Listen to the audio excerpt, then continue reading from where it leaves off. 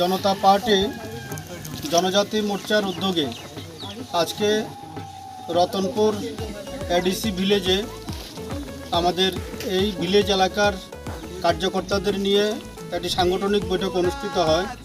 এই সাংগঠনিক বৈঠকে রতনপুর এডিসি ভিলেজের বিভিন্ন গ্রাম থেকে 18 পরিবারের 43 জন ভোটার আমাদের ভারতীয় জনতা পার্টিতে যোগদান করেছেন।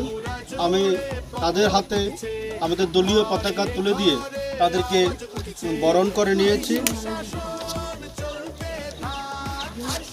তারা বিশেষ করে সিপিএম এবং তিপ্রামাথা থেকে আমাদের ভারতীয় জনতা পার্টিতে যোগদান করেছেন। তিপ্রামাথার যে উচ্ছৃঙ্খল রাজনীতি এবং সিপিএমের যে ভবিষ্যৎহীন রাজনীতি, এই দুটি দলের প্রতি তাদের মোহভঙ্গ হয়েছে।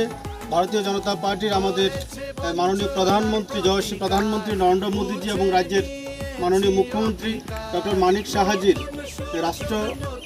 রাষ্ট্রের জন্য যে কাজ, দেশের জন্য যে কাজ এবং বিশেষ করে জনজাতি উন্নয়নের জন্য যে কাজ, তাদের সে কাজে আকৃষ্ট হয়ে এবং ভারতীয় জনতা পার্টির যে নীতি এবং আদর্শ, সেই নীতি এবং আদর্শ অনুপ্রাণিত হয়ে আজকে এই 18 পরিবারের 43 জন ভোটার আমরা ভারতীয় জনতা পার্টিতে যোগদান করেছেন। যারা নবাগত আমাদের দলের আজকে যোগদান করেছেন, আমি তাদেরকে ধন্যবাদ এবং অভিনন্দন জানাই।